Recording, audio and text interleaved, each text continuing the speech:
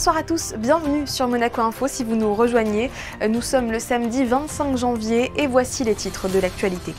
Bourg-de-Péage, commune de naissance de Didier Guillaume, rend un dernier hommage à celui qui a été maire de la ville avant d'endosser le rôle de ministre d'État de la Principauté. Une équipe de Monaco Info a suivi une délégation monégasque dans la Drôme que vous entendrez dans un instant. Rendez-vous d'envergure pour les dirigeants du globe. Le Forum économique mondial de Davos en Suisse s'est tenu cette semaine en présence du prince Albert II et de la cellule attractivité portée par Frédéric Janta, avec qui nous serons en duplex. La communauté chinoise de Monaco a fêté hier soir la nouvelle année. Un gala était organisé au Fairmont Monte-Carlo, l'occasion également de marquer les 30 ans de liens diplomatiques entre la Principauté et la Chine. Nous y reviendrons avec Marie-Pascale Boisson, ambassadeur de Monaco dans le pays. 500 personnes étaient réunies ce matin à Bourg-de-Péage pour rendre un dernier hommage à Didier Guillaume après les obsèques du ministre d'État célébrées à Monaco jeudi en présence notamment du prince Albert II et du président français Emmanuel Macron. La ville où Didier Guillaume a été maire a tenu à lui rendre un dernier hommage. Émilie Rousseau, bonsoir. Vous êtes sur place avec Julien Philippot et Bourg-de-Péage était aussi la commune de naissance de Didier Guillaume. Oui, effectivement, et c'est ici aussi qu'il a débuté sa carrière politique. Conseiller municipal en 1983, il devient maire de Bourg-de-Péage en 1995, et ce pendant près de 9 ans. Didier Guillaume portait la Drôme, chevillé au corps, et ce département le porte aussi dans son cœur. Pour preuve, les nombreux hommages qui se sont succédés aujourd'hui à Bourg-de-Péage, dans la salle Jean Cocteau, qui se trouve juste derrière moi. Bourg-de-Péage aura été le berceau de l'histoire de Didier Guillaume. C'est ici qu'il est né et qu'il aura laissé une empreinte forte par son charisme et ses actions au profit de la commune et du département. Près de 700 personnes sont venues lui rendre un dernier hommage lors d'un instant souhaité par la famille, 2 jours après la cérémonie donnée en la cathédrale de Monaco. Le portrait souriant de Didier Guillaume trône sur scène devant sa famille, ses amis, mais aussi des personnalités politiques françaises et une délégation monégasque menée par le ministre de l'Intérieur, Lionel Beffre, et l'ambassadeur de Monaco en France, Valérie Bruel-Melchior, représentant ici son Altesse Sérénissime le Prince Albert II. C'était un homme chaleureux, enthousiaste, comme ça a d'ailleurs été décrit sur tous les hommages qui lui ont été rendus, mais c'était aussi un animateur d'équipe. C'est ça qu'il faut voir, c'est que pour le gouvernement, il était enthousiaste, il savait déléguer, il savait dire ce qu'il souhaitait. Le mot coach est revenu plusieurs fois, je crois qu'au fond, c'est un mot qui correspond bien à ce qu'il était pour nous au sein du gouvernement. Tour à tour, les témoignages se succèdent et rappellent un père, un mari, un homme de caractère et d'une belle générosité, un homme de valeur et de passion, un homme d'action, bâtisseur et visionnaire pour la maire de Bourg-de-Péage, Marie-Nathalie Nisson, un homme simple, fidèle en amitié pour le président du Stade toulousain, Didier Lacroix. Christian Prudhomme, le directeur du Tour de France, lui rendra, lui aussi, un vibrant hommage entre émotion et humour. C'était un homme à la stature d'homme d'État sans aucun doute, mais avec une proximité incroyable, avec une fidélité formidable. Je n'oublierai jamais qu'il était venu aux obsèques de ma sœur, alors qu'il était ministre de l'Agriculture en fonction. Et je l'avais découvert en sortant au pied des marches de l'église. Il était là, il m'avait dit « mais quand les amis sont dans la peine, je suis à leur côté ». C'est quelqu'un d'hyper fidèle, quelqu'un de travailleur, quelqu'un aussi avec qui on passait des soirées exceptionnelles.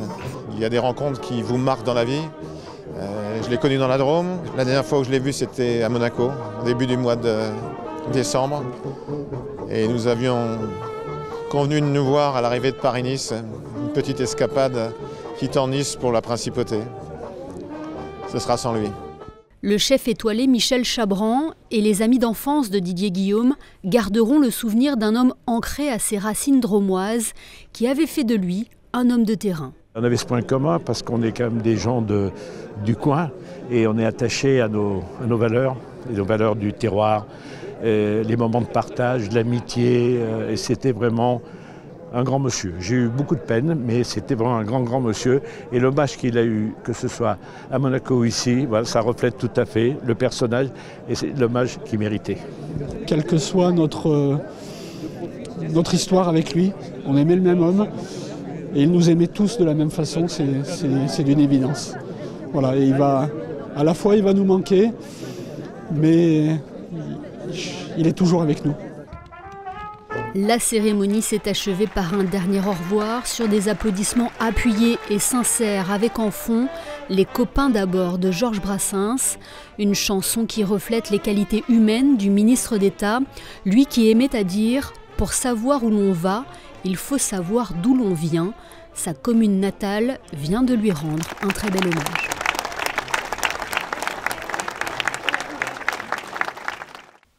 Une délégation monégasque a fait le déplacement dans la Drôme pour assister à cette cérémonie funéraire publique aux côtés de la famille de Didier Guillaume et de nombreuses personnalités de la vie politique et culturelle française.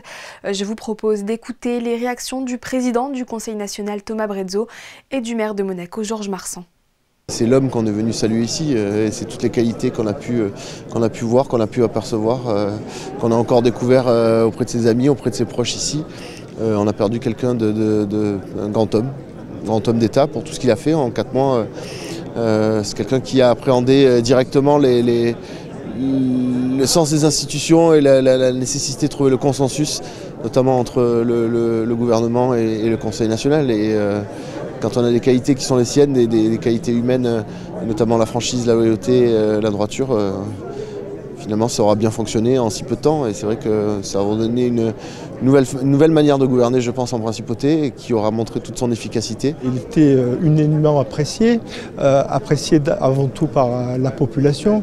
C'était quelqu'un qui avait une forte personnalité, qui avait un discours direct, une poignée franche, mais il était également, comme il a été retracé aujourd'hui, c'était quelqu'un de bienveillant. Personnellement, on est très affecté parce qu'on le connaissait personnellement, donc il va nous manquer. Que ce soit à Monaco ou dans la Drôme, l'émotion est toujours aussi vive. Direction à présent la Suisse où le prince souverain a représenté la principauté ce jeudi au Forum économique de Davos. En marge de cet événement majeur qui a réuni 3000 dirigeants de 130 pays, la cellule attractivité aux côtés de la Fondation Prince Albert II a créé la Monaco House. Christinda Petit-Homel, vous êtes sur place avec Lionel Bernardi et vous nous le confirmez, c'est une opération qui a permis à Monaco de promouvoir son excellence le temps d'une journée auprès des leaders mondiaux. Oui, et c'est inédit pour Monaco puisque c'est la première fois que la principauté est représentée ainsi de la sorte à Davos. Alors plus de 2500 leaders mondiaux économiques et politiques sont présents ici en Suisse pour participer à ce forum économique d'envergure.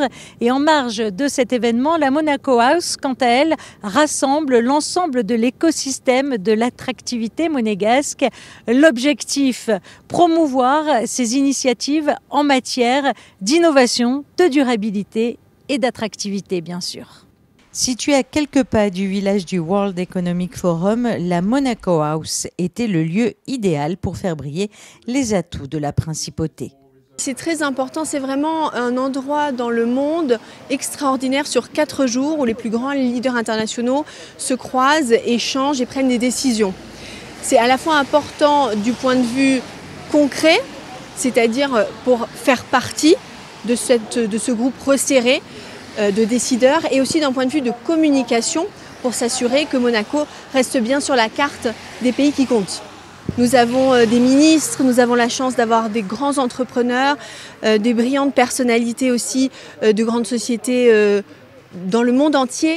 Le Monaco Economic Board était vraiment là pour promouvoir l'écosystème business, l'environnement des affaires et surtout les entreprises de Monaco et illustrer le fait qu'elles sont justement très internationales, qu'on peut être basé à Monaco et avoir un succès retentissant. Et pour cela, on a amené une très belle société qui se nomme Ditzmann, qui est présent donc bien sûr à Monaco, mais aussi sur plus d'une vingtaine de pays et surtout qui emploie plus de 4500 personnes. Vous l'aurez donc compris, lors de cette journée à Davos, de nombreux entrepreneurs étrangers et monégasques participaient aux différentes rencontres mises en place à la Monaco House pour partager leurs expériences sur des thèmes comme l'intelligence artificielle, l'économie bleue ou encore l'investissement, comme Clarisse Magnin-Mallet, directrice associée chez McKinsey France, ou encore Albert Manzon, directeur général de la Société des Bains de Mer.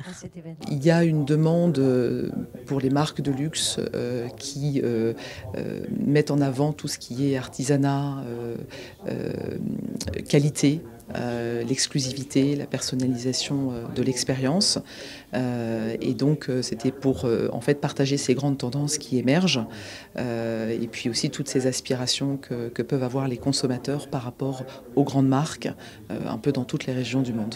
La SBM, quand on parle de luxe, puisque c'était vraiment le sujet aujourd'hui en ce qui nous concerne, je pense qu'il y a deux choses qui sont importantes. La première, c'est d'avoir une expérience unique, et c'est vraiment en termes d'expérience qu'on est en train de se positionner. La deuxième, c'est d'avoir une histoire à raconter.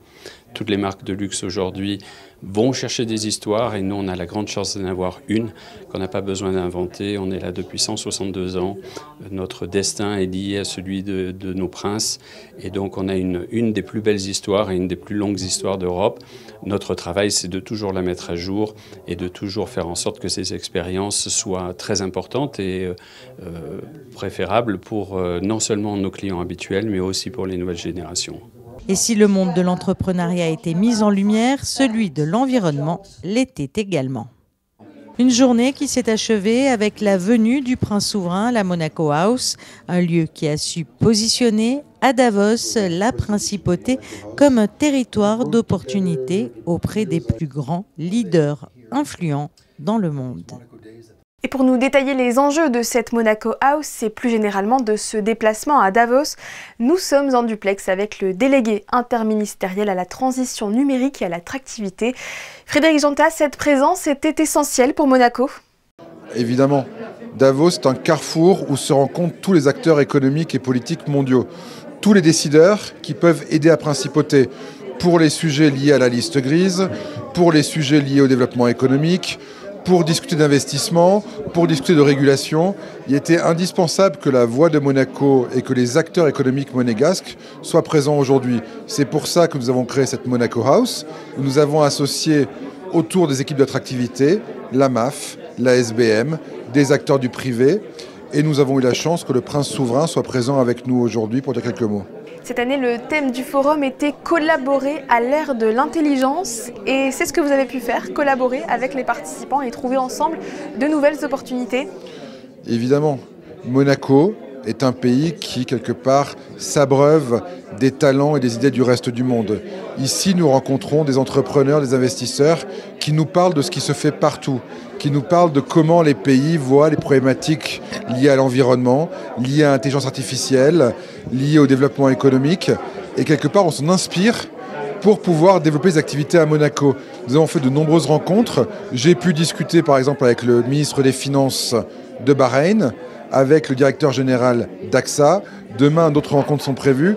Ça permet de créer des projets communs, de parler de solutions et de créer des partenariats qui bénéficieront à la principauté, tant en termes économiques qu'en termes d'image. En quoi la principauté rayonne-t-elle en matière d'innovation ? Déjà parce qu'elle a toujours rayonné dans l'innovation. Lorsqu'on prend le pays depuis Charles III et le chemin de fer, Monaco s'est toujours adapté. On a toujours bâti un pays innovant, différent, à l'avant-garde, tout en gardant nos valeurs. Monaco est lié à l'innovation. Et on a une chance, en 2025, c'est de vivre dans un monde où le mètre carré n'est plus une contrainte, où la finance et le numérique, notamment l'intelligence artificielle, permettent des rentrées économiques exponentielles sans mètre carré. Donc Monaco est dans son ADN dans l'innovation. Monaco innove, ce qu'on a pu faire avec le programme Extended Monaco notamment, être les premiers sur la 5G et le premier pays à avoir un cloud souverain. Et Monaco n'a d'autre choix que de continuer à innover, vu sa taille et vu ses ambitions. On sait que vous avez décidé de vous mettre en disponibilité de vos fonctions au gouvernement. Cette Monaco House dont vous êtes à l'initiative était pour vous une manière de terminer sur une belle opération ? En tout cas, ce qui était sûr, c'est qu'on ne pouvait pas avoir un Davos sans Monaco. Monaco est au même niveau d'excellence que quelque part que Davos. En ce qui me concerne, je suis ravi d'avoir mené ce projet à bien. Je suis ravi d'avoir pu structurer l'attractivité, notamment dans le rapport que j'ai remis au ministre d'État. Je pense que la principauté a quelque part tous les moyens de réussir. La feuille de route est claire. Je me suis effectivement mis en disponibilité pour 1 an. Et je serai toujours ravi, dans le privé ou dans le public, de contribuer à aider mon pays, de contribuer à aider la principauté de Monaco. Merci beaucoup Frédéric Jonta d'avoir été avec nous. Merci beaucoup. Je vous le disais, la Fondation Prince Albert II a participé à l'organisation de cette Monaco House et a profité de sa présence en Suisse pour sensibiliser sur la gestion des plastiques. On écoute à ce sujet Romain Ciarlet, directeur exécutif de l'organisation. Ce petit déjeuner, c'est une table ronde sur la thématique des solutions face à la pollution plastique. C'est un enjeu que tout le monde connaît parce que c'est une pollution que l'on voit et ça devient un enjeu de société. Aujourd'hui, on a des négociations internationales qui ne fonctionnent pas. On a un accord sur le plastique qui n'avance pas.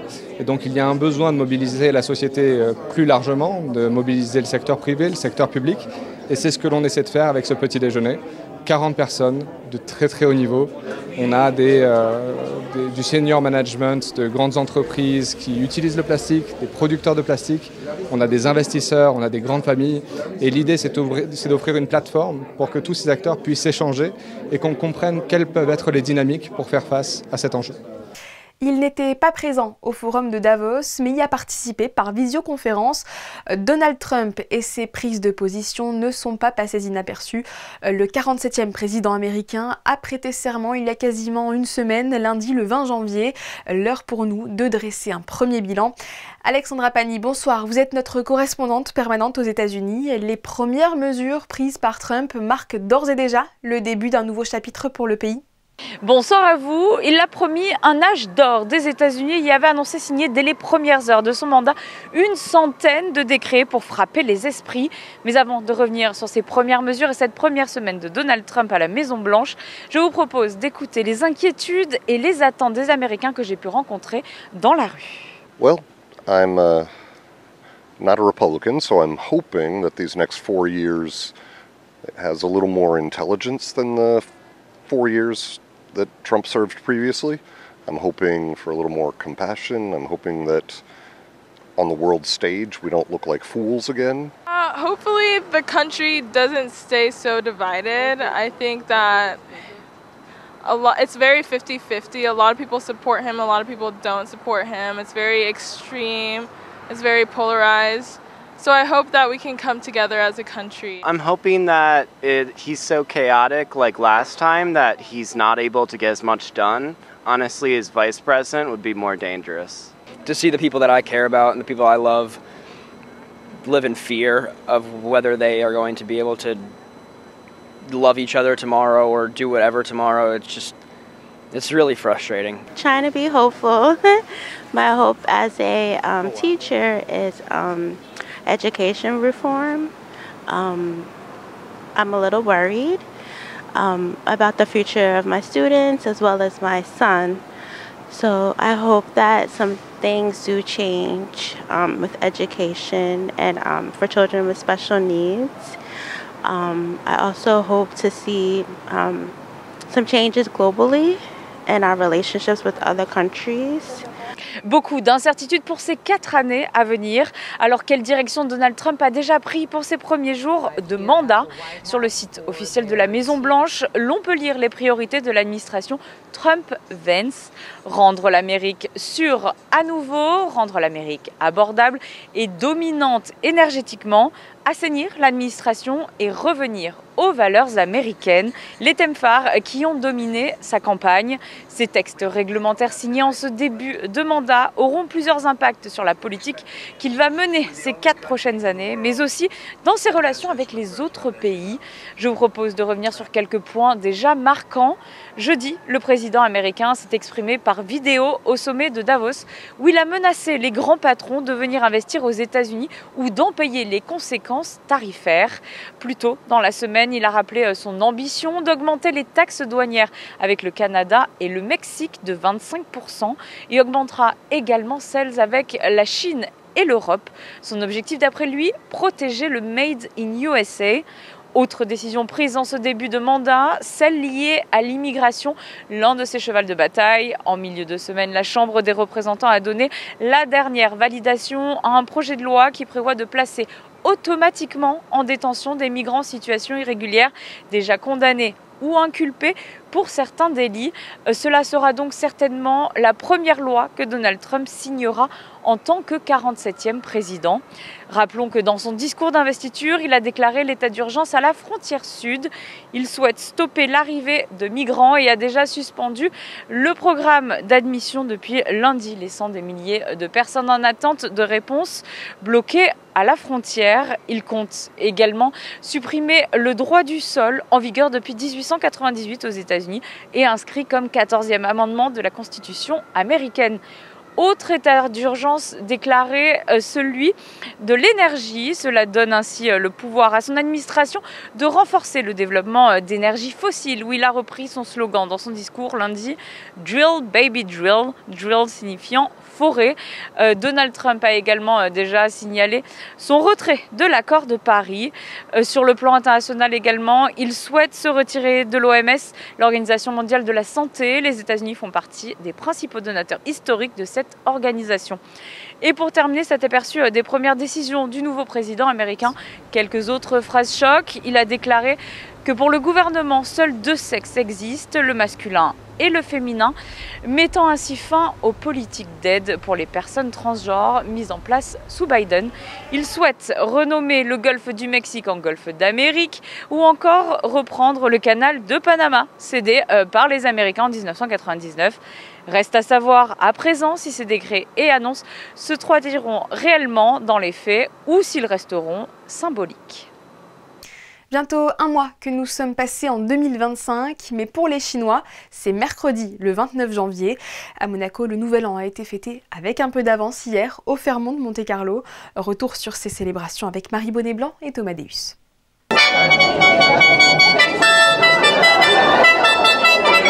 Avec un peu d'avance, certes, la communauté chinoise a décidé de se rassembler pour célébrer son Nouvel An. Une façon de mettre en avant leur savoir-faire, mais aussi de le faire découvrir. Je vous fais une découverte des spiritueux chinois, de leur histoire et pourquoi en Chine, l'histoire des spiritueux, ça date il y a 300 ans, 400 ans. Et c'est vraiment, ça fait partie de nos cultures. Que tous les Chinois connaissent nos spiritueux, mais il n'y a que les Chinois qui les connaissent. C'est dommage. C'est pour cette raison que des curieux sont venus explorer cette culture grâce aux ateliers installés pour l'occasion. Et à la fin, ces photos obligatoires. Très surprenant, vraiment très parfumé, un petit côté sucré, on sent pas beaucoup le goût de l'alcool, donc c'est vraiment, moi j'ai trouvé ça très original. C'est la première fois que je participe à cet événement ici à Monaco et donc c'était vraiment voilà, dans un esprit de découverte. Cocktail, animation, instruments et tenues aux couleurs de la Chine, une soirée à l'organisation bien ficelée grâce à l'association Monaco-Chine. C'est la troisième année que j'organise une soirée du Nouvel An chinois parce que je trouve que c'est la plus grande fête dans la communauté chinoise. Ça me tient à cœur. Il faut vraiment réunir tous les Chinois qui sont ici et toutes les personnes qui sont intéressées à la culture chinoise pour aussi, en fait, pour l'amitié entre Monaco et la Chine. Le Nouvel An chinois, c'est le 29 janvier prochain et l'année 2025 sera placée sous le signe du serpent de bois.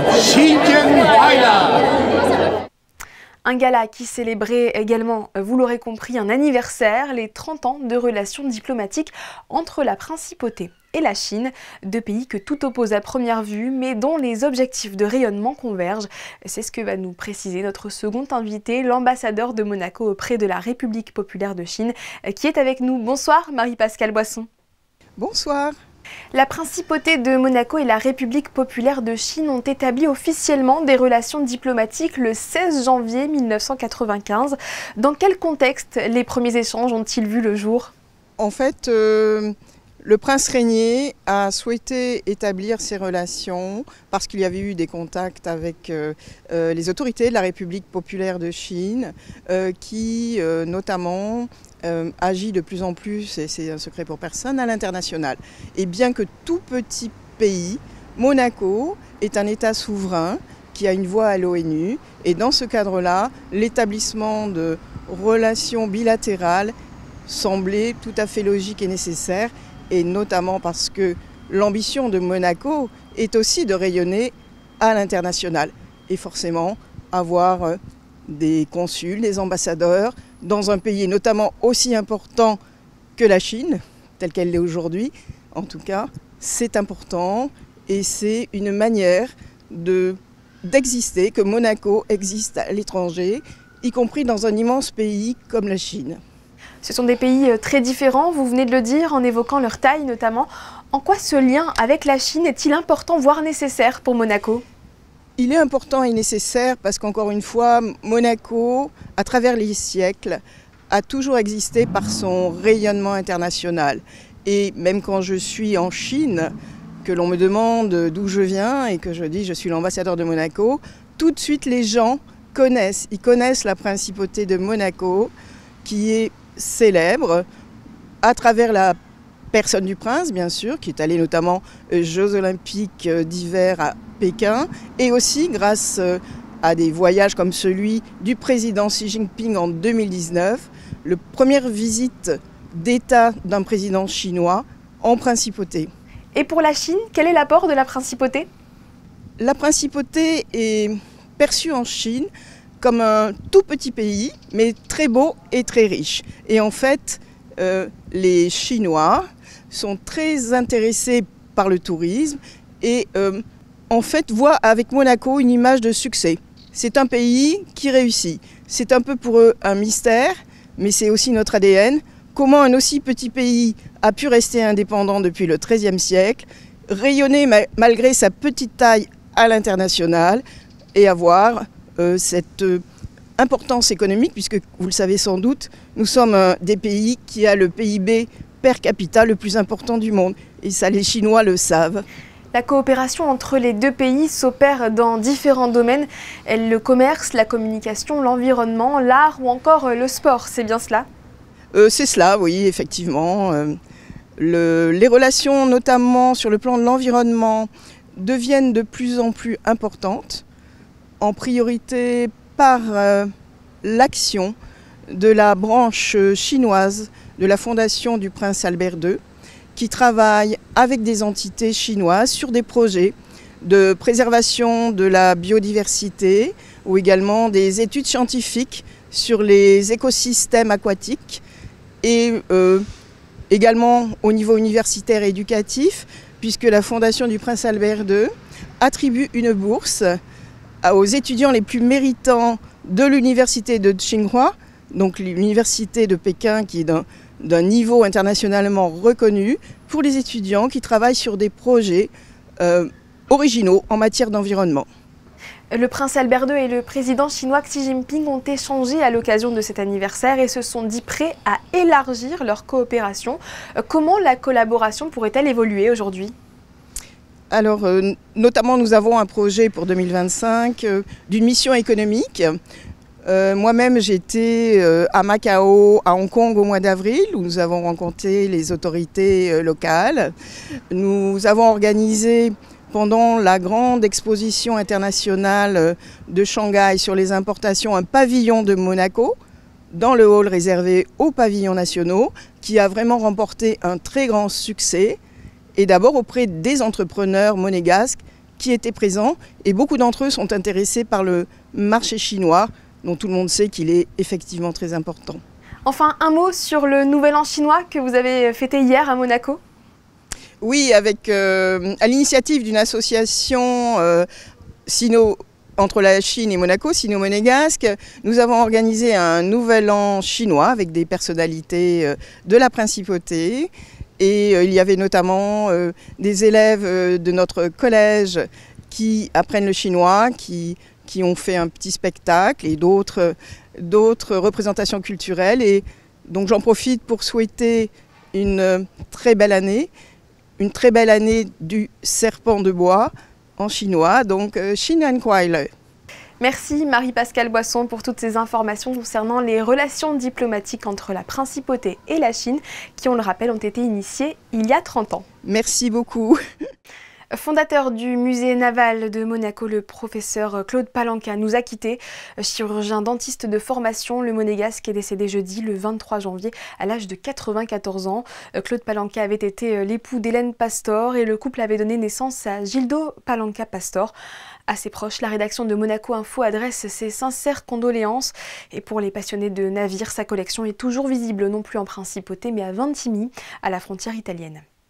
Un message de prévention. Ces derniers jours, des emails frauduleux expédiés au nom d'Eric Arella, contrôleur en charge de la direction de la sûreté publique, sont envoyés de manière non ciblée à partir d'adresses mail différentes. Ils informent leurs destinataires qu'ils sont prétendument mis en cause dans le cadre d'une procédure et sollicitent de leur part une réponse par courriel.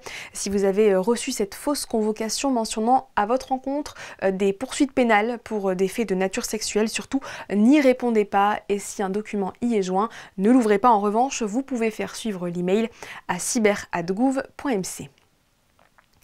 En sport, les jeunes rugbymen monégasques ont vécu un moment suspendu ce matin.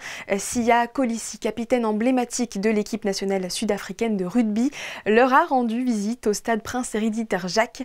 L'ambassadeur de Peace and Sport est venu partager son expérience et encourager la relève.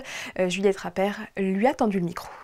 Monaco is trying to grow the rugby, and I'm an ambassador of rugby. I want the sport to grow and to have a beautiful place like this, show interest in the sport, so I thought I should come and support that. Girls and boys should all have access to rugby, and also bringing rugby stars to come from all over the world to come and support, to make sure that the kids see that, okay, people care about us and people value us, so that when I do come and say hello to them, so sometimes it makes them happy. They go tell all their friends at school, and then their friends want to experience the same thing. Yeah, I think that's really important for me to be here. It's important for rugby that I'm here so that the sport can grow. So I'm grateful that I'm here. It's a great opportunity for me. It's a great opportunity for me to help rugby grow. Une rencontre qu'ils ne sont pas prêts d'oublier. Alors que le rallye Monte-Carlo bat son plein, la journée internationale du sport féminin a été fêtée en principauté sous le signe du sport automobile. Le prince Albert II a rejoint les championnes de la discipline dans un écrin qui fait sens, le musée de sa collection de voitures, route de la piscine. Le récit est signé Gaëtan Lebrun et Thomas Deus. On va sur la petite trace.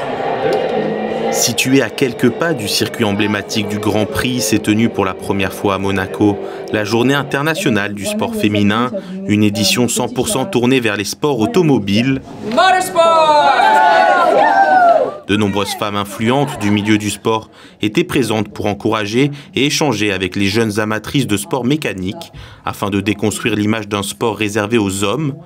Pour l'occasion, un livre intitulé « 100 Years of Women Motorsport and Monaco » a été présenté au public, écrit dans un but non lucratif par Nancy Heslin.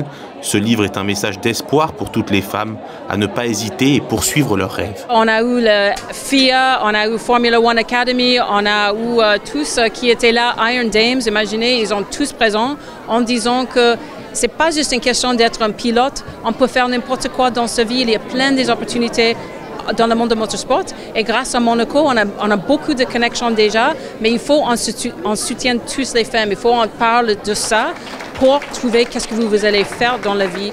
Et tous dans le livre sont soit les résidents de Monaco ou les femmes qui ont roulé à Monaco depuis 1925. Et ça donne un peu d'inspiration à tous les gens ici en disant oui, moi aussi je peux faire anything I want. Monaco a été élu capitale mondiale du sport en 2025 et ce pourrait être un vrai tremplin pour de nombreuses amatrices de sport, quels qu'ils soient. Vous venez de l'apercevoir sur ces images, Michèle Mouton, première et unique femme de l'histoire à avoir remporté une manche du championnat du monde des rallyes, était notre invitée hier. Si vous avez manqué son passage, son interview est à retrouver sur notre chaîne YouTube. À noter également la diffusion à la suite de ce journal à 21h des experts du rallye. Avant de refermer cette édition sur ce thème du sport automobile avec les photos de Stéphane Dana, toute l'équipe de Monaco Info tenait à souhaiter un très joyeux anniversaire à la princesse Charlène. Belle soirée à tous sur Monaco Info, à demain 18h30.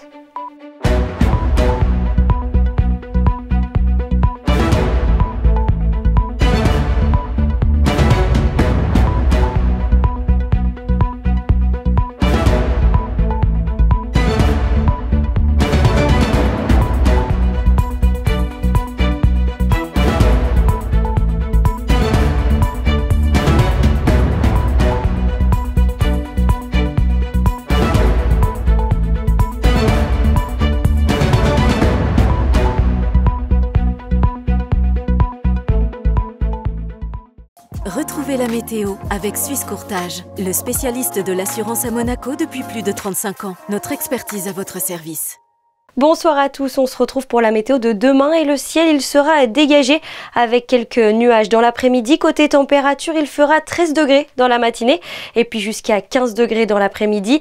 Demain, nous serons le 26 janvier et nous fêterons les Paules, mais aussi la Sainte Dévote, sainte patronne de Monaco. Et comme chaque année, les festivités, elles débuteront dans la matinée. C'était la météo avec Suisse Courtage, le spécialiste de l'assurance à Monaco depuis plus de 35 ans. Notre expertise à votre service.